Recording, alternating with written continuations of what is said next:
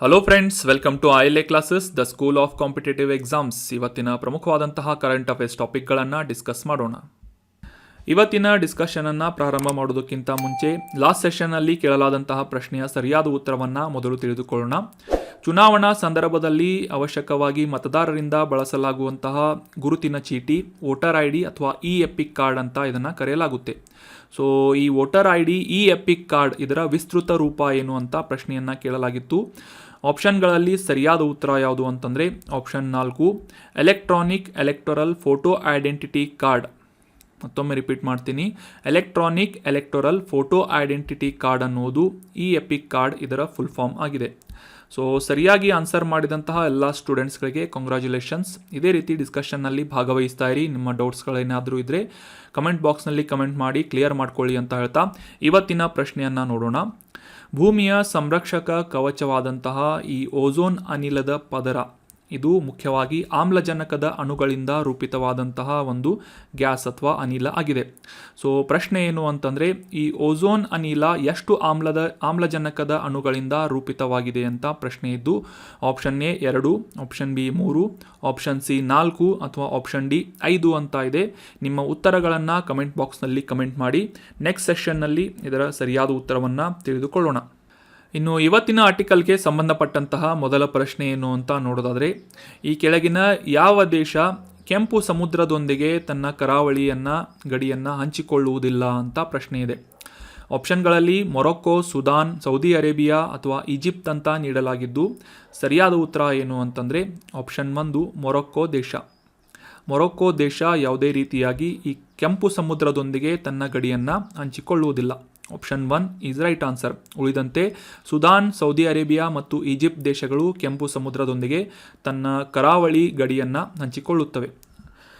ಇನ್ನು ರೀಸೆಂಟಾಗಿ ಸುದಾನ್ ದೇಶ ನ್ಯೂಸ್ನಲ್ಲಿತ್ತು. ಯಾಕೆ ಅಂತಂದರೆ ನಮಗೆಲ್ಲ ಗೊತ್ತಿರುವಂತೆ ನ್ಯೂಸ್ ಪೇಪರ್ನಲ್ಲಿ ನೀವು ಕೂಡ ಓದಿರ್ತೀರಿ.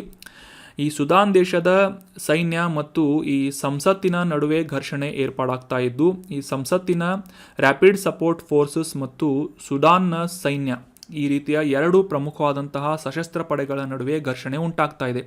ಇದರಿಂದ ಸುದಾನ್ ದೇಶದಲ್ಲಿ ಸಾಕಷ್ಟು ಅರಾಜಕತೆ ಮತ್ತು ಅಶಾಂತಿ ರೂಪುಗೊಳ್ತಾ ಇದ್ದು, ಈಗ ರೀಸೆಂಟಾಗಿ ಬಂದಂತಹ ಒಂದು ನ್ಯೂಸ್ನ ಪ್ರಕಾರ ಈ ಸುದಾನ್ ದೇಶದ ರಾಜಧಾನಿಯಾದಂತಹ ಖಾರ್ತೂಮ್ನಲ್ಲಿ 56 ನಾಗರಿಕರು ಸಾವನ್ನಪ್ಪಿದ್ದಾರೆ ಮತ್ತು ಯೋಧರನ್ನು ಸೇರಿಸಿದಂತೆ ಒಟ್ಟು 595 ಜನರು ಗಾಯಗೊಂಡಿದ್ದಾರೆ ಸುದಾನ್ನಲ್ಲಿ ಅಥವಾ ದೇಶದ ರಾಜಧಾನಿಯಾದಂತಹ ಖಾರ್ತೂಮ್ನಲ್ಲಿ ಅಂತ ನ್ಯೂಸ್ನಲ್ಲಿ ಪಬ್ಲಿಷ್ ಆಗಿತ್ತು.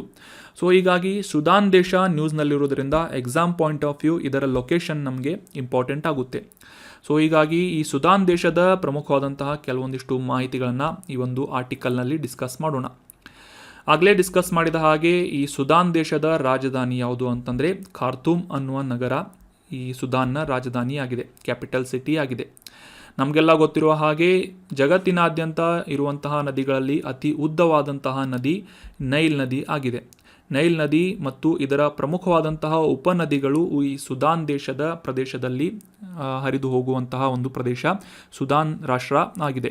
ಸೊ ಇದು ಮುಖ್ಯವಾಗಿ ಪ್ರಸ್ಥಭೂಮಿಗಳಿಂದ ಕೂಡಿದಂತಹ ರಾಷ್ಟ್ರವಾಗಿದೆ ಸುದಾನ್ ದೇಶ.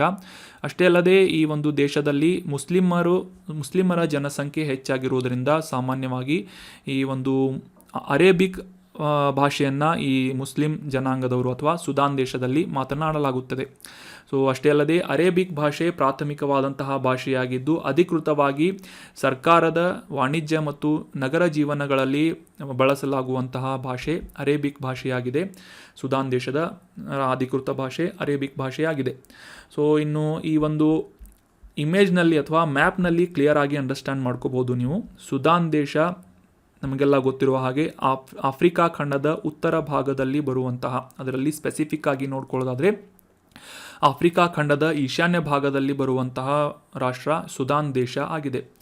ಒಂದು ಕಡೆಯಿಂದ ಕೆಂಪು ಸಮುದ್ರದ ಕರಾವಳಿಯನ್ನು ಹಂಚಿಕೊಳ್ಳುವಂತಹ ಈ ಸುದಾನ್ ದೇಶ ಉತ್ತರದಲ್ಲಿ ಈಜಿಪ್ಟ್, ವಾಯುವ್ಯದಲ್ಲಿ ಲಿಬಿಯಾ, ಪಶ್ಚಿಮದಲ್ಲಿ ಚಾದ್, ನೈಋತ್ಯದಲ್ಲಿ ಸೆಂಟ್ರಲ್ ಆಫ್ರಿಕನ್ ರಿಪಬ್ಲಿಕ್ ಅನ್ನುವ ದೇಶ, ದಕ್ಷಿಣದಲ್ಲಿ ಡೆಮೋಕ್ರೆಟಿಕ್ ರಿಪಬ್ಲಿಕನ್ ಆಫ್ ಕಾಂಗೋ ಅಂತ ಆ ಒಂದು ದೇಶ, ಮತ್ತು ದಕ್ಷಿಣದಲ್ಲಿ ಯುಗಾಂಡ, ಕೆನ್ಯಾ, ಆಗ್ನೇಯದಲ್ಲಿ ಇಥೋಪಿಯಾ ಅನ್ನುವ ರಾಷ್ಟ್ರಗಳನ್ನು ಆ ರಾಷ್ಟ್ರಗಳ ಗಡಿಗಳನ್ನು ಹಂಚಿಕೊಳ್ಳುವಂತಹ ಒಂದು ಅತಿ ದೊಡ್ಡ ರಾಷ್ಟ್ರಗಳಲ್ಲಿ ಒಂದಾದಂತಹ ರಾಷ್ಟ್ರ ಸುದಾನ್ ರಾಷ್ಟ್ರ ಆಗಿದೆ.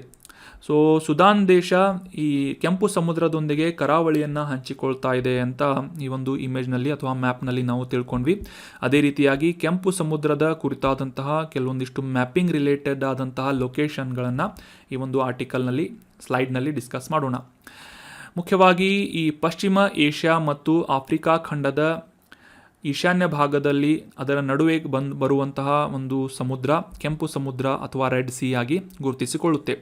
ಸೊ ಏಷ್ಯಾದಿಂದ ಈ ಕೆಂಪು ಸಮುದ್ರದ ಕರಾವಳಿಯನ್ನು ಹಂಚಿಕೊಳ್ಳುವಂತಹ ಪ್ರಮುಖ ರಾಷ್ಟ್ರಗಳು ಯಾವುವು ಅಂತಂದರೆ Israel, Jordan, Saudi Arabia, Yemen ರಾಷ್ಟ್ರಗಳು ಈ ಕೆಂಪು ಸಮುದ್ರವನ್ನು ಏಷ್ಯಾದಿಂದ ಸುತ್ತುವರೆದಿದ್ದರೆ, ಇನ್ನು ಆಫ್ರಿಕಾದಿಂದ ಈಜಿಪ್ಟ್ ದೇಶ, ಸುದಾನ್ ದೇಶ, ಎರಿತ್ರಿಯಾ ಅನ್ನುವ ಪ್ರಮುಖವಾದಂತಹ ರಾಷ್ಟ್ರಗಳು ಕೆಂಪು ಸಮುದ್ರವನ್ನು ಅಥವಾ ಅದರ ಒಂದು ಕರಾವಳಿ ಗಡಿಯನ್ನು ಹಂಚಿಕೊಳ್ಳುತ್ತವೆ.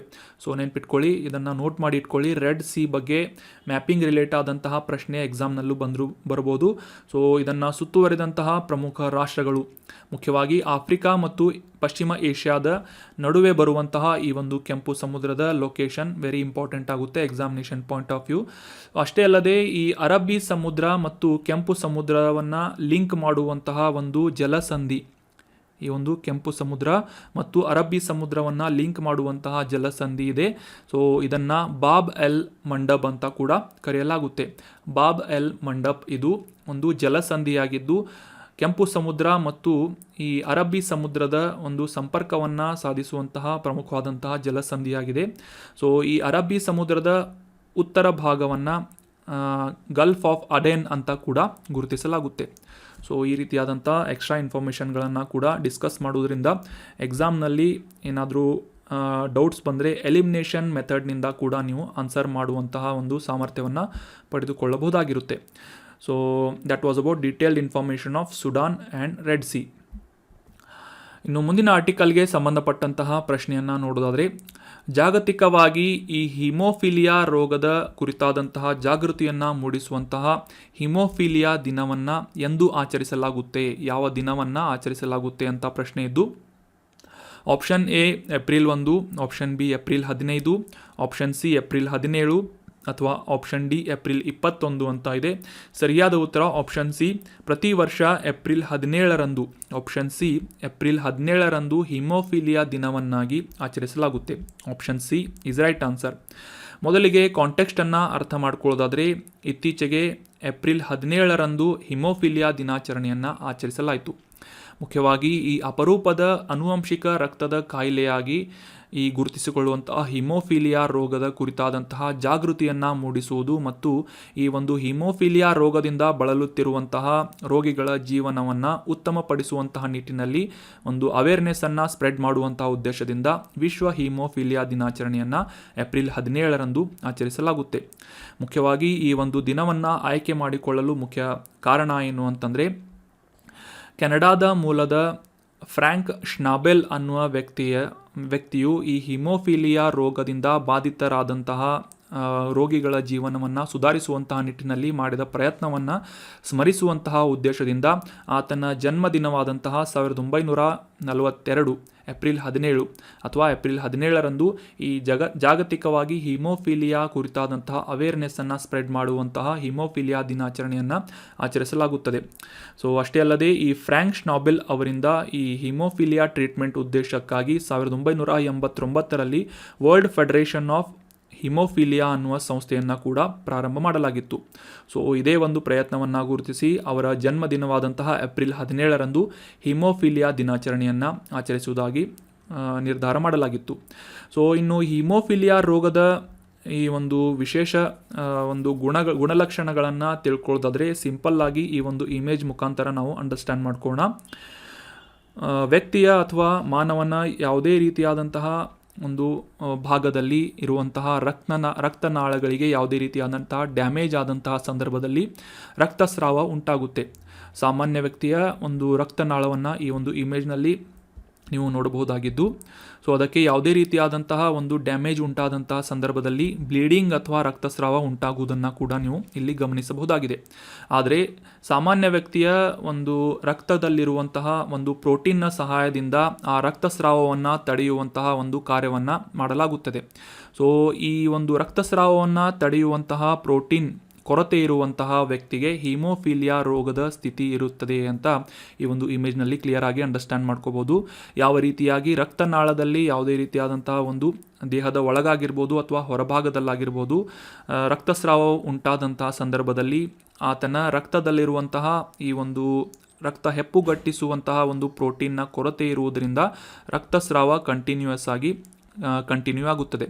ಸೊ ಹೀಗಾಗಿ ಈ ಒಂದು ಕಂಡೀಷನನ್ನು ಅಥವಾ ಒಂದು ಮೆಡಿಕಲ್ ಕಂಡೀಷನನ್ನು ಹಿಮೋಫಿಲಿಯಾ ಕಂಡೀಷನ್ ಅಥವಾ ಹಿಮೋಫಿಲಿಯಾ ರೋಗ ಅಂತ ಗುರುತಿಸಲಾಗುತ್ತೆ.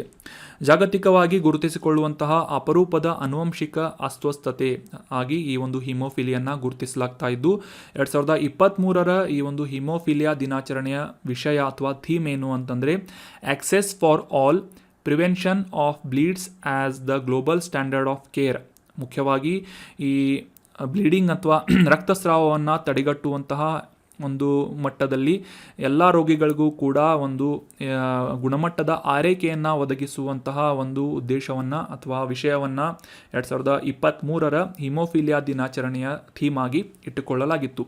ಸೊ ಆಗಲೇ ಡಿಸ್ಕಸ್ ಮಾಡಲಾದ ಹಾಗೆ ಈ ಹಿಮೋಫಿಲಿಯಾ ಅನ್ನುವುದು ಒಂದು ಆನುವಂಶಿಕ ಅಸ್ವಸ್ಥತೆಯಾಗಿದ್ದು, ರಕ್ತ ಹೆಪ್ಪುಗಟ್ಟುವಿಕೆಯ ರೂಪಿಸುವಂತಹ ಪ್ರೋಟೀನ್ಗಳ ಕೊರತೆಯಿಂದ ದೇಹದ ಸಾಮರ್ಥ್ಯವನ್ನು ಕಡಿಮೆಯಾಗಿ ಹೊಂದಿದಂತಹ ರೋಗಿಗಳನ್ನು ಹಿಮೋಫಿಲಿಯಾದಿಂದ ಅಸ್ವಸ್ಥ ರೋಗಿ ಅಂತ ಗುರುತಿಸಲಾಗುತ್ತದೆ. ಆಗಲೇ ಡಿಸ್ಕಸ್ ಮಾಡಿದ ಹಾಗೆ ಇಮೇಜ್ನಲ್ಲಿ ತಿಳಿದುಕೊಂಡ ಹಾಗೆ ಈ ರಕ್ತ ಹೆಪ್ಪುಗಟ್ಟುವಿಕೆಗೆ ಅವಶ್ಯಕವಾದಂತಹ ಪ್ರೋಟೀನ್ಗಳ ಕೊರತೆಯಿಂದ ಈ ರಕ್ತಸ್ರಾವ ಆಗುವಂತಹ ಸಂದರ್ಭದಲ್ಲಿ ಆ ರೋಗಿ ರಕ್ತ ಹೆಪ್ಪುಗಟ್ಟಿಸುವಂತಹ ಒಂದು ಸಾಮರ್ಥ್ಯವನ್ನು ಕಳೆದುಕೊಳ್ತಾ ಹೋಗ್ತಾನೆ. ಸೊ ಇದು ಸಾಮಾನ್ಯವಾಗಿ ಜಾಗತಿಕವಾಗಿ ಸರ್ವೆಯನ್ನು ಮಾಡಿದ ಪ್ರಕಾರ ಸ್ತ್ರೀಯರಿಗಿಂತ ಹೆಚ್ಚಾಗಿ ಪುರುಷರಿಗೆ ಹಿಮೋಫಿಲಿಯಾ ಉಂಟಾಗುವಂತಹ ಸಾಧ್ಯತೆ ಹೆಚ್ಚಾಗಿರುತ್ತೆ ಅಂತ ಕೂಡ ಗುರುತಿಸಲಾಗಿದೆ. ಸೊ ಸಾಮಾನ್ಯವಾಗಿ ಈ ಒಂದು ಹಿಮೋಫಿಲಿಯಾಕ್ಕೆ ಯಾವುದೇ ರೀತಿಯಾದಂತಹ ನಿರ್ದಿಷ್ಟವಾದಂತಹ ಟ್ರೀಟ್ಮೆಂಟ್ ಇಲ್ಲದೆ ಹೋದರೂ ಕೂಡ, ಚಿಕಿತ್ಸೆ ಇಲ್ಲದೆ ಹೋದರೂ ಕೂಡ ಹೆಪ್ಪುಗಟ್ಟುವಿಕೆಯನ್ನು ಉತ್ತೇಜಿಸುವಂತಹ ನಿಟ್ಟಿನಲ್ಲಿ ಔಷಧಿಗಳನ್ನು ನೀಡಲಾಗುತ್ತೆ ಆಯಾ ರೋಗಿಗಳಿಗೆ. ಅಷ್ಟೇ ಅಲ್ಲದೆ ಈ ಒಂದು ರಕ್ತಸ್ರಾವದಿಂದ ಹಾನಿ ಉಂಟಾದಂತಹ ವ್ಯಕ್ತಿಗೆ ಶಸ್ತ್ರಚಿಕಿತ್ಸೆಗಳ ಮೂಲಕ ಟ್ರೀಟ್ಮೆಂಟನ್ನು ಅಥವಾ ಚಿಕಿತ್ಸೆಗಳನ್ನು ಸಾಮಾನ್ಯವಾಗಿ ನೀಡಲಾಗುತ್ತೆ. So that was about detailed information of haemophilia.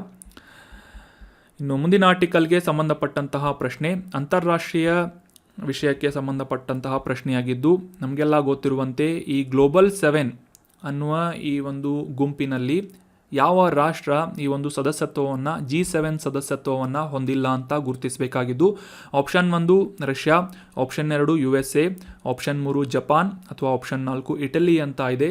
ಸರಿಯಾದ ಉತ್ತರ ಆಪ್ಷನ್ 1 ರಷ್ಯಾ ಯಾವುದೇ ರೀತಿಯಾಗಿ G7 ಸದಸ್ಯ ರಾಷ್ಟ್ರ ಆಗಿಲ್ಲ. ಉಳಿದಂತೆ USA, ಜಪಾನ್ ಮತ್ತು ಇಟಲಿ ಈ 3 ರಾಷ್ಟ್ರಗಳು ಕೂಡ ಈ G7 ಗುಂಪಿನ ಸದಸ್ಯತ್ವವನ್ನು ಹೊಂದಿವೆ. So option 1 Russia is right answer. ಮೊದಲಿಗೆ ಕಾಂಟೆಕ್ಸ್ಟನ್ನು ಅರ್ಥ ಮಾಡ್ಕೊಳ್ಳೋದಾದರೆ, ಇತ್ತೀಚೆಗೆ ಈ G7 ಮಂತ್ರಿಗಳ ಸಭೆಯನ್ನು ಜಪಾನಿನ ಸಪ್ಪೋರೋ ಅನ್ನುವ ನಗರದಲ್ಲಿ ಆಯೋಜನೆ ಮಾಡಲಾಗಿತ್ತು. ಇದೇ ಒಂದು ಸಂದರ್ಭದಲ್ಲಿ ಈ ಮಂತ್ರಿಗಳಿಂದ ಈ ಕ್ಲೈಮೇಟ್ ಚೇಂಜ್ ಅಥವಾ ಈ ಹವಾಮಾನ ಬದಲಾವಣೆ ಮತ್ತು ಕ್ಲೀನ್ ಎನರ್ಜಿಗೆ ಸಂಬಂಧಪಟ್ಟಂತೆ ಮತ್ತು ಪರಿಸರ ಸಂರಕ್ಷಣೆಗೆ ಸಂಬಂಧಪಟ್ಟಂತೆ ಈ ಒಂದು ಫೋಕಸನ್ನು ಈ ಒಂದು ಸಂದರ್ಭದಲ್ಲಿ ಮಾಡಲಾಗಿತ್ತು. ಸೊ ಅಷ್ಟೇ ಅಲ್ಲದೆ ಈ G7 ದೇಶಗಳು ಪಳಿಯುಳಿಕೆ ಇಂಧನಗಳನ್ನು ವೇಗವಾಗಿ ತೊರೆಯುವಂತಹ ನಿರ್ಧಾರವನ್ನು ಮಾಡಿದ್ದಷ್ಟೇ ಅಲ್ಲದೆ ಕಲ್ಲಿದ್ದಲಿನಂತಹ ಮಾಲಿನ್ಯಕಾರಕ ವಿದ್ಯುತ್ ಮೂಲಗಳನ್ನು ತ್ಯಜಿಸುವಂತಹ ಕೊನೆಗಾಣಿಸುವಂತಹ ಉದ್ದೇಶವನ್ನು ಕೂಡ ವ್ಯಕ್ತಪಡಿಸಲಾಗಿದೆ ಅಂತ ಒಂದು ನ್ಯೂಸ್ ಪೇಪರ್ನಲ್ಲಿ ಪಬ್ಲಿಷ್ ಮಾಡಲಾಗಿತ್ತು. ಸೊ ಹೀಗಾಗಿ ಈ G7 ಗ್ಲೋಬಲ್ 7 ಅನ್ನುವ ಈ ಒಂದು ಗ್ರೂಪಿಂಗ್ಸ್ ಕುರಿತಾದಂತಹ ಒಂದು ಮಾಹಿತಿಯನ್ನು ಈ ಒಂದು ಆರ್ಟಿಕಲ್ನಲ್ಲಿ ಡಿಸ್ಕಸ್ ಮಾಡೋಣ. 1975 ಜಗತ್ತಿನಾದ್ಯಂತ ಇರುವಂತಹ ಪ್ರಮುಖ ಕೈಗಾರಿಕೀಕರಣಗೊಂಡಂತಹ ಅಥವಾ ಇಂಡಸ್ಟ್ರಿಯಲೈಸ್ ಆದಂತಹ ಕೆಲವೊಂದಿಷ್ಟು ಡೆವಲಪ್ಡ್ ದೇಶಗಳಿಂದ ಈ ಒಂದು ಸಂಸ್ಥೆಯನ್ನು ಪ್ರಾರಂಭ ಮಾಡಲಾಗಿತ್ತು. G7 ಅನ್ನುವ ಸಂಸ್ಥೆ 1975 ಪ್ರಾರಂಭವಾಗಿತ್ತು, ನೆನ್ಪಿಟ್ಕೊಳ್ಳಿ. ಸೊ ಮುಖ್ಯವಾಗಿ ಜಾಗತಿಕವಾಗಿ ಇಂಡಸ್ಟ್ರಿಯಲೈಸ್ ಆದಂತಹ ಪ್ರಮುಖ ರಾಷ್ಟ್ರಗಳಾದಂತಹ Canada, France, Germany, Italy, Japan, United Kingdom ಮತ್ತು ಯುನೈಟೆಡ್ ಸ್ಟೇಟ್ಸ್ ಈ ರೀತಿಯಾದಂತಹ 7 ಪ್ರಮುಖವಾದಂತಹ ಅಭಿವೃದ್ಧಿ ಹೊಂದಿದಂತಹ ರಾಷ್ಟ್ರಗಳ ಗುಂಪನ್ನು G7 ಅಂತ ಗುರುತಿಸಲಾಗುತ್ತೆ. 2014ಕ್ಕಿಂತ ಮುಂಚೆ ಇದನ್ನು G8 ಅಂತ ಕರೆಯಲಾಗ್ತಾ ಇತ್ತು. ಯಾಕಂತಂದರೆ ರಷ್ಯಾ ಕೂಡ ಈ ಒಂದು ಗ್ರೂಪಿಂಗ್ಸ್ನ ಭಾಗವಾಗಿತ್ತು. ಆದರೆ 2014 ನಂತರ ರಷ್ಯಾ ಈ ಕ್ರಿಮಿಯಾ ಪ್ರದೇಶವನ್ನು ಸ್ವಾಧೀನಪಡಿಸಿಕೊಂಡ ನಂತರ ಈ G7 ರಾಷ್ಟ್ರಗಳಿಂದ ಈ ಒಂದು ರಷ್ಯಾವನ್ನು ಅಮಾನತುಗೊಳಿಸಲಾಗಿತ್ತು ಈ ಒಂದು ಗ್ರೂಪಿಂಗ್ಸಿಂದ.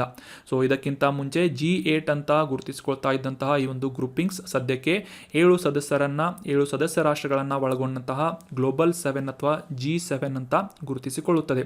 ಸೊ ಈ ಒಂದು ಗ್ರೂಪಿಂಗ್ಸ್ನ ಮುಖ್ಯ ಉದ್ದೇಶ ಏನು ಅಂತಂದರೆ ಜಾಗತಿಕವಾಗಿ ಆರ್ಥಿಕ ಆಡಳಿತ, ಅಂತಾರಾಷ್ಟ್ರೀಯ ಭದ್ರತೆ ಮತ್ತು ಇಂಧನ ನೀತಿಯಂತಹ ಪ್ರಮುಖವಾದಂತಹ ಜಾಗತಿಕ ಸಮಸ್ಯೆಗಳ ಕುರಿತಾದಂತಹ ಚರ್ಚೆಯನ್ನು ನಡೆಸುವಂತಹ ವಾರ್ಷಿಕವಾದಂತಹ ಸಭೆ ಈ ಗ್ರೂಪಿಂಗ್ಸ್ ಅಥವಾ G7 ಗ್ರೂಪಿಂಗ್ಸ್ ಆಗಿದೆ. ವಾರ್ಷಿಕವಾಗಿ ಈ ಒಂದು G7 ಮಂತ್ರಿಗಳ ಸಭೆಯನ್ನು ಆಯೋಜನೆ ಮಾಡುವಂತಹ ರಾಷ್ಟ್ರ ಏನಿರುತ್ತೆ ಅದು ಅಧ್ಯಕ್ಷತೆಯನ್ನು ವಹಿಸಿಕೊಳ್ಳುವಂತಹ ಒಂದು ವಾಡಿಕೆ ಈ ಒಂದು G7 ಹೊಂದಿದೆ.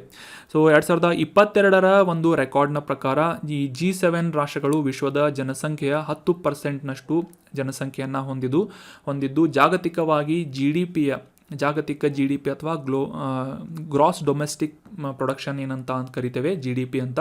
ಸೊ ಜಾಗತಿಕವಾಗಿ ಈ 7 ರಾಷ್ಟ್ರಗಳು 31% GDPಯನ್ನು ಹೊಂದಿವೆ. ಅಷ್ಟೇ ಅಲ್ಲದೆ ಜಾಗತಿಕ ಇಂಗಾಲದ ಡೈಆಕ್ಸೈಡ್ ಹೊರಸೂಸುವಿಕೆಯ 21% ಈ 7 ರಾಷ್ಟ್ರಗಳು ಹೊಂದಿವೆ ಅಂತ 2022ರಲ್ಲಿ ರೆಕಾರ್ಡ್ ಮಾಡಲಾಗಿತ್ತು. So examination point of view important ಏನು ಅಂತಂದರೆ ಸದ್ಯಕ್ಕೆ G7 ರಾಷ್ಟ್ರಗಳು ಯಾವುವು ಅಂತಂದರೆ Canada, France, Germany, Italy, Japan, United Kingdom ಮತ್ತು ಯುನೈಟೆಡ್ ಸ್ಟೇಟ್ಸ್. ಯಾವುದೇ ರೀತಿಯಾಗಿ ಭಾರತ, ಚೀನಾ, ಪಾಕಿಸ್ತಾನ ಆಗಿರ್ಬೋದು ಈ ರೀತಿಯಾದಂತಹ ಏಷ್ಯಾದ ಪ್ರಮುಖ ರಾಷ್ಟ್ರಗಳು ಈ G7ನ ಸದಸ್ಯತ್ವವನ್ನು ಹೊಂದಿಲ್ಲ. ನೆನ್ಪಿಟ್ಕೊಳ್ಳಿ, ರಷ್ಯಾ ಕೂಡ ಈ G7ನ ಸದಸ್ಯತ್ವವನ್ನು ಹೊಂದಿಲ್ಲ. ಇನ್ನು ಮುಂದಿನ ಆರ್ಟಿಕಲ್ಗೆ ಸಂಬಂಧಪಟ್ಟಂತಹ ಪ್ರಶ್ನೆಯನ್ನು ನೋಡೋದಾದರೆ ಈ ಕೆಳಗಿನ ಯಾವ ರಾಜ್ಯದಲ್ಲಿ ಬರ್ನಾವಾಪರ್ ಅನ್ನುವ ವನ್ಯಜೀವಿ ಅಭಯಾರಣ್ಯ ಲೊಕೇಟ್ ಆಗಿದೆ ಅಂತ ಗುರುತಿಸಬೇಕಾಗಿದೆ. ಆಪ್ಷನ್ಗಳಲ್ಲಿ ಅಸ್ಸಾಂ, ಆಪ್ಷನ್ 2 ಛತ್ತೀಸ್ಗಢ, ಆಪ್ಷನ್ 3 ಪಶ್ಚಿಮ ಬಂಗಾಳ ಅಥವಾ ಆಪ್ಷನ್ 4 ಜಾರ್ಖಂಡ್ ಅಂತ ಇದೆ. ಸೊ ಸರಿಯಾದ ಉತ್ತರ ಆಪ್ಷನ್ 2 ಛತ್ತೀಸ್ಗಢ ರಾಜ್ಯದಲ್ಲಿ ಈ ಬರ್ನಾವಾಪರ್ ಅನ್ನುವ ವನ್ಯಜೀವಿ ಅಭಯಾರಣ್ಯ ಲೊಕೇಟ್ ಆಗಿದೆ. So option 2 is right answer. ಮೊದಲಿಗೆ ಈ ಬರ್ನಾವಾಪರ್ ಅನ್ನುವ ವನ್ಯಜೀವಿ ಅಭಯಾರಣ್ಯ ನ್ಯೂಸ್ನಲ್ಲಿ ಯಾಕೆ ಇತ್ತು ಅಂತ ಕಾಂಟೆಕ್ಸ್ಟನ್ನು ಅರ್ಥ ಮಾಡ್ಕೊಳ್ಳೋದಾದರೆ ಇತ್ತೀಚೆಗೆ ಅಸ್ಸಾಂನಿಂದ 4 ಉಪವಯಸ್ಕ ಭಾರತೀಯ ಕಾಡು ಎಮ್ಮೆಗಳನ್ನು ಛತ್ತೀಸ್ಗಢ ಅರಣ್ಯಕ್ಕೆ ಸ್ಥಳಾಂತರಿಸಲಾಗಿದೆ ಅಂತ ಯಶಸ್ವಿಯಾಗಿ ಶಿಫ್ಟಿಂಗ್ ಮಾಡಲಾಗಿದೆ ಅಂತ ನ್ಯೂಸ್ನಲ್ಲಿ ಪಬ್ಲಿಷ್ ಆಗಿತ್ತು. ಸೊ ಹೀಗಾಗಿ ಛತ್ತೀಸ್ಗಢದಲ್ಲಿರುವಂತಹ ಈ ಬರ್ನಾವಾಪರ್ ವನ್ಯಜೀವಿ ಅಭಯಾರಣ್ಯದಲ್ಲಿ ಈ ಒಂದು ಕಾಡು ಎಮ್ಮೆಗಳನ್ನು ಸಾಗಿಸಲಾಗಿದ್ದು ಈ ಛತ್ತೀಸ್ಗಢದ ಬರ್ನಾವಾಪರ್ ವನ್ಯಜೀವಿ ಅಭಯಾರಣ್ಯದ ಅಥವಾ ವೈಲ್ಡ್ ಲೈಫ್ ಸ್ಯಾಂಕ್ಚುರಿ ಕುರಿತಾದಂತಹ ಮಾಹಿತಿಗಳನ್ನು ಡಿಸ್ಕಸ್ ಮಾಡೋಣ. ಸೊ ಅದಕ್ಕಿಂತ ಮುಂಚೆ 2023 ಫೆಬ್ರವರಿಯಲ್ಲಿ ಅಸ್ಸಾಂನ ಮಾನಸ್ ಹುಲಿ ಸಂರಕ್ಷಿತ ಪ್ರದೇಶದಿಂದ ಈ ಭಾರತೀಯ ಕಾಡು ಎಮ್ಮೆಗಳನ್ನು ಛತ್ತೀಸ್ಗಢ ಅರಣ್ಯಕ್ಕೆ ಸಾಗಿಸುವಂತಹ ಒಂದು ನಿರ್ಧಾರವನ್ನು ಕೈಗೊಳ್ಳಲಾಗಿತ್ತು. ಸೊ ಅದೇ ಒಂದು ಬ್ಯಾಕ್ಗ್ರೌಂಡ್ನಲ್ಲಿ ಸದ್ಯಕ್ಕೆ 4 ಉಪವಯಸ್ಕ ಕಾಡು ಎಮ್ಮೆಗಳನ್ನು ಛತ್ತೀಸ್ಗಢ ಅರಣ್ಯಕ್ಕೆ ಸಾಗಿಸಲಾಗಿದೆ. ಅದು ಬರ್ನಾವಾಪರ್ ಅನ್ನುವ ವನ್ಯಜೀವಿ ಅಭಯಾರಣ್ಯದಲ್ಲಿ ಇವುಗಳನ್ನು ಲೊಕೇಟ್ ಮಾಡಲಾಗಿದೆ. ಸೊ ಮುಖ್ಯವಾಗಿ ಈ ಛತ್ತೀಸ್ಗಢದ ರಾಯಪುರ್ ಜಿಲ್ಲೆಯಲ್ಲಿರುವಂತಹ ಈ ಬರ್ನಾವಾಪರ್ ಅನ್ನುವ ವನ್ಯಜೀವಿ ಅಭಯಾರಣ್ಯ ಇದರ ಮೂಲಕ ಛತ್ತೀಸ್ಗಢದ ಪ್ರಮುಖ ನದಿಗಳಾದಂತಹ ಬಲದೇಹಿ, ಝೋಂಕ್ ಮಹಾನದಿಗಳು ಈ ಒಂದು ಅಭಯಾರಣ್ಯದ ಉದ್ದಕ್ಕೂ ಹರಿಯುವಂತಹ ಜೀವನಾಡಿ ನದಿಗಳಾಗಿ ಗುರುತಿಸಿಕೊಳ್ಳುತ್ತವೆ. ಬಲದೇಹಿ ಅನ್ನುವ ನದಿ ಪಶ್ಚಿಮ ಗಡಿಯನ್ನು ಹಂಚಿಕೊಂಡರೆ ಝೋಂಕ್ ಅನ್ನುವ ನದಿ ಅಭಯಾರಣ್ಯದ ಈಶಾನ್ಯ ಗಡಿಯಲ್ಲಿ ಹರಿಯುವಂತಹ ಒಂದು ನದಿಯಾಗಿ ಗುರುತಿಸಿಕೊಳ್ಳುತ್ತದೆ. ಸೊ ಇನ್ನು ಈ ಬರ್ನಾವಾಪರ್ ವನ್ಯಜೀವಿ ಅಭಯಾರಣ್ಯಕ್ಕೆ ಅಸ್ಸಾಂನಿಂದ ಸ್ಥಳಾಂತರಿಸಲಾದಂತಹ ಈ ಒಂದು ಕಾಡು ಎಮ್ಮೆಯ ಕುರಿತಾದಂತಹ ಭಾರತೀಯ ಕಾಡು ಎಮ್ಮೆಯ ಕುರಿತಾದಂತಹ ಮಾಹಿತಿಗಳನ್ನು ತಿಳ್ಕೊಳ್ಳೋದಾದರೆ ರಾಜ್ಯ ಪ್ರಾಣಿಯನ್ನಾಗಿ ಹೊಂದಿದಂತಹ ಈ ಛತ್ತೀಸ್ಗಢನಲ್ಲಿ ಈ ಒಂದು ಬರ್ನಾವಾಪರ್ ವನ್ಯಜೀವಿ ಅಭಯಾರಣ್ಯದಲ್ಲಿ ಈ 4 ಕಾಡು ಎಮ್ಮೆಗಳನ್ನು ಕಾಜಿರಂಗ ಅನ್ನುವ ಮಾನಸ್ ಅನ್ನುವ ರಾಷ್ಟ್ರೀಯ ಉದ್ಯಾನವನದಿಂದ ಸ್ಥಳಾಂತರಿಸಲಾಗಿದೆ. ಸೊ ಭಾರತೀಯ ಉಪಖಂಡ ಮತ್ತು ಆಗ್ನೇಯ ಏಷ್ಯಾದಲ್ಲಿ ಸ್ಥಳೀಯವಾಗಿ ಕಂಡುಬರುವಂತಹ ಅತಿ ದೊಡ್ಡ ಜಾತಿಯ ಗೋವುಗಳಾಗಿ ಈ ಭಾರತೀಯ ಕಾಡು ಎಮ್ಮೆಗಳು ಗುರುತಿಸಿಕೊಳ್ಳುತ್ತವೆ. ಸಾಮಾನ್ಯವಾಗಿ ಭಾರತದ ಈಶಾನ್ಯ ಭಾಗದಲ್ಲಿ ಅಂದರೆ ಈ ಅಸ್ಸಾಂನಲ್ಲಿರುವಂತಹ ಕಾಜಿರಂಗ ರಾಷ್ಟ್ರೀಯ ಉದ್ಯಾನವನ, ಮಾನಸ್ ರಾಷ್ಟ್ರೀಯ ಉದ್ಯಾನವನ, ದಿಬ್ರು ಶಿಖೋವಾ ರಾಷ್ಟ್ರೀಯ ಉದ್ಯಾನವನ, ಲೌಖೋವಾ ವನ್ಯಜೀವಿ ಅಭಯಾರಣ್ಯ, ಬುರಾ ಚಪೋರಿ ವನ್ಯಜೀವಿ ಅಭಯಾರಣ್ಯ, ಅಷ್ಟೇ ಅಲ್ಲದೆ ಅರುಣಾಚಲ್ ಪ್ರದೇಶದಲ್ಲಿರುವಂತಹ ಡಿ ಏರಿಂಗ್ ಅನ್ನುವ ಈ ಒಂದು ಮೆಮೋರಿಯಲ್ ವೈಲ್ಡ್ ಲೈಫ್ ಸ್ಯಾಂಕ್ಚುರಿಯಲ್ಲಿಯೂ ಕೂಡ ಈ ಭಾರತೀಯ ಕಾಡು ಎಮ್ಮೆಗಳನ್ನು ನಾವು ಪ್ರಮುಖವಾಗಿ ಕಾಣಬಹುದಾಗಿದೆ. ಸೊ ನೆನ್ಪಿಟ್ಕೊಳ್ಳಿ, ಛತ್ತೀಸ್ಗಢದ ರಾಜ್ಯ ಪ್ರಾಣಿಯಾಗಿ ಈ ಭಾರತೀಯ ಕಾಡು ಎಮ್ಮೆಯನ್ನು ಗುರುತಿಸಲಾಗ್ತಾ ಇದೆ. ಸೊ ಇವುಗಳ ಸಂರಕ್ಷಣೆಯ ಉದ್ದೇಶದಿಂದ ಇತ್ತೀಚೆಗೆ 4 ಕಾಡು ಎಮ್ಮೆಗಳನ್ನು ಈ ಬರ್ನಾವಾಪರ್ ಅನ್ನುವ ಛತ್ತೀಸ್ಗಢದ ವನ್ಯಜೀವಿ ಅಭಯಾರಣ್ಯಕ್ಕೆ ಅಸ್ಸಾಂನಿಂದ ಸ್ಥಳಾಂತರಿಸಲಾಗಿದೆ. ಇನ್ನು ಈ ಭಾರತೀಯ ಕಾಡು ಎಮ್ಮೆಗಳಿಗೆ International Union for Conservation of Nature ಅಥವಾ IUCN ಅನ್ನುವ ಸಂಸ್ಥೆಯಿಂದ ಅಳಿವಿನಂಚಿನಲ್ಲಿರುವಂತಹ ಪ್ರಾಣಿ ಅಂತ ಒಂದು ಸ್ಟೇಟಸನ್ನು ನೀಡಲಾಗಿದ್ದು, ಸಂರಕ್ಷಣೆಯ ಸ್ಟೇಟಸನ್ನು ನೀಡಲಾಗಿದ್ದು, ಭಾರತೀಯ ವನ್ಯಜೀವಿ ಸಂರಕ್ಷಣಾ ಕಾಯ್ದೆ 1972 ಅಡಿಯಲ್ಲಿ ಶೆಡ್ಯೂಲ್ 1ರಲ್ಲಿ ಅತಿ ಹೆಚ್ಚಿನ ಪ್ರಮಾಣದ ಸಂರಕ್ಷಣೆಯ ಸ್ಥಿತಿಯನ್ನು ಈ ಭಾರತೀಯ ಕಾಡು ಎಮ್ಮೆಗಳಿಗೆ ನೀಡಲಾಗಿದೆ. So that was about detailed information of ಭಾರತೀಯ ಕಾಡು ಎಮ್ಮೆ. ವೈಲ್ಡ್ ಬಫೆಲ್ಲೋ ಅಂತ ಕೂಡ ಇದನ್ನ ಗುರುತಿಸಲಾಗುತ್ತೆ.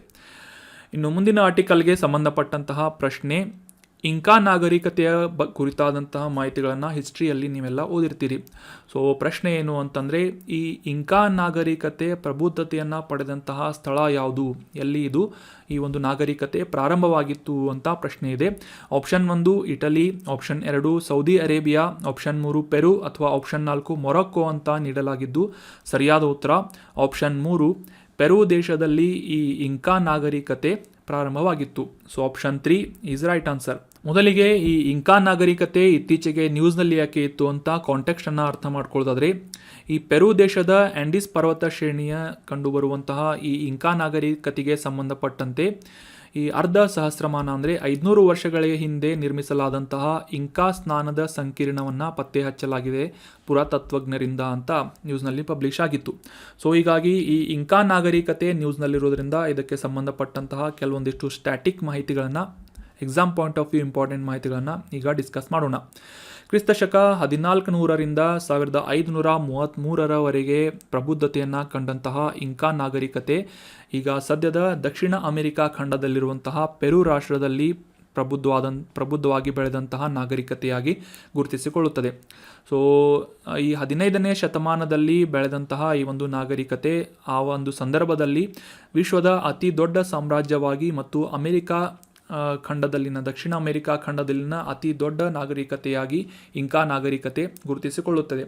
ಸೊ ಸಾಮಾನ್ಯವಾಗಿ ಈ ಒಂದು ನಾಗರಿಕತೆಯ ಸಂದರ್ಭದಲ್ಲಿ ಆಗಿನ ಸಮಾಜ ಹೆಚ್ಚು ಶ್ರೇಣೀಕೃತವಾದಂತಹ ಸಮಾಜವಾಗಿದ್ದು, ಶ್ರೀಮಂತ ಅಧಿಕಾರಶಾಹಿಯ ಚಕ್ರವರ್ತಿಯಿಂದ ಆ ಒಂದು ಆಡಳಿತವನ್ನು ನಡೆಸಲಾಗ್ತಾ ಇತ್ತು. ಪ್ರಮುಖವಾಗಿ ಆರ್ಥಿಕತೆಗೆ ಕೃಷಿಯನ್ನು ಅವಲಂಬಿಸಿದಂತಹ ಈ ಒಂದು ಸಮಾಜ ತಂತ್ರಜ್ಞಾನ ಮತ್ತು ವಾಸ್ತುಶಿಲ್ಪದಲ್ಲೂ ಕೂಡ ಸಾಕಷ್ಟು ಹೆಚ್ಚಿನ ಅಭಿವೃದ್ಧಿಯನ್ನು ಹೊಂದಿತ್ತು ಅಂತ ರೆಕಾರ್ಡ್ ಮಾಡಲಾಗಿದೆ. ಅಷ್ಟೇ ಅಲ್ಲದೆ ಆ ಒಂದು ಸಂದರ್ಭದಲ್ಲಿ ಇಂಕಾ ಧರ್ಮೀಯರಿಂದ, ಇಂಕಾ ನಾಗರಿಕತೆಯ ಒಂದು ಜನರಿಂದ ಅನಿಮಿಸಮ್, ಫೆಟಿಷಿಸಮ್ ಮತ್ತು ಪ್ರಕೃತಿ ದೇವತೆಗಳನ್ನು ಆರಾಧನೆ ಮಾಡುವಂತಹ ಧರ್ಮವನ್ನು ಪಾಲಿಸಲಾಗ್ತಾ ಇತ್ತು ಅಂತ ರೆಕಾರ್ಡ್ ಮಾಡಲಾಗಿದೆ. ಅಷ್ಟೇ ಅಲ್ಲದೆ ಇಂಕಾ ಭಾಷೆಯನ್ನು ಕೂಡ ಆ ಒಂದು ಸಂದರ್ಭದಲ್ಲಿ ಮಾತನಾಡ್ತಾ ಇದ್ದು, ಸದ್ಯಕ್ಕೂ ಕೂಡ ಪ್ರಪಂಚದಾದ್ಯಂತ 8 ಮಿಲಿಯನ್ನಷ್ಟು ಜನರು ಈ ಇಂಕಾ ಭಾಷೆಯನ್ನು ಮಾತನಾಡ್ತಾರೆ ಅಂತ ರೆಕಾರ್ಡನ್ನು ನಾವು ಅಂಡರ್ಸ್ಟ್ಯಾಂಡ್ ಮಾಡ್ಕೋಬೋದಾಗಿದೆ. ಸೊ ಇನ್ನು ಇಂಕಾ ನಾಗರಿಕತೆ ಹೆಚ್ಚಾಗಿ ಪ್ರಬುದ್ಧತೆಯನ್ನು ಪಡೆದಂತಹ ಈ ಪೆರು ರಾಷ್ಟ್ರದ ಕುರಿತಾದಂತಹ ಮ್ಯಾಪಿಂಗ್ ರಿಲೇಟ್ ಆದಂತಹ ಮಾಹಿತಿಯನ್ನು ಡಿಸ್ಕಸ್ ಮಾಡೋದಾದರೆ, ಆಗಲೇ ತಿಳಿಸಿದ ಹಾಗೆ ವಾಯುವ್ಯ ಭಾಗದ ದಕ್ಷಿಣ ಅಮೆರಿಕಾ ಖಂಡದಲ್ಲಿ ಗುರುತಿಸಿಕೊಳ್ಳುವಂತಹ ಒಂದು ಪ್ರಮುಖವಾದಂತಹ ರಾಷ್ಟ್ರ ಪೆರು ರಾಷ್ಟ್ರ ಆಗಿದೆ. ಇದರ ರಾಜಧಾನಿ ಯಾವುದು ಅಂತಂದರೆ ಲೀಮಾ ಆಗಿದ್ದು, ಇದರ ಪಶ್ಚಿಮ ಭಾಗದ ಒಂದು ಕರಾವಳಿಯನ್ನು ಪೆಸಿಫಿಕ್ ಮಹಾಸಾಗರದೊಂದಿಗೆ ಪೆರು ದೇಶ ಹಂಚಿಕೊಳ್ತಾ ಇದ್ದು, ಇದರ ನೆರೆಹೊರೆಯ ರಾಷ್ಟ್ರಗಳನ್ನು ನೋಡೋದಾದರೆ Ecuador, Colombo, Brazil, Bolivia, Chile ಅಂತಹ ಪ್ರಮುಖ ರಾಷ್ಟ್ರಗಳ ಒಂದು ಗಡಿಯನ್ನು ಈ ಪೆರು ರಾಷ್ಟ್ರ ಹಂಚಿಕೊಳ್ಳುತ್ತದೆ. So that was about detailed information of Peru and Inca civilization. ಈಗ ಡಿಸ್ಕಸ್ ಮಾಡಲಾದಂತಹ ಎಲ್ಲ ಆರ್ಟಿಕಲ್ಸ್ಗಳನ್ನು ಮತ್ತೊಮ್ಮೆ ರಿವೈಸ್ ಮಾಡಿಬಿಡೋಣ.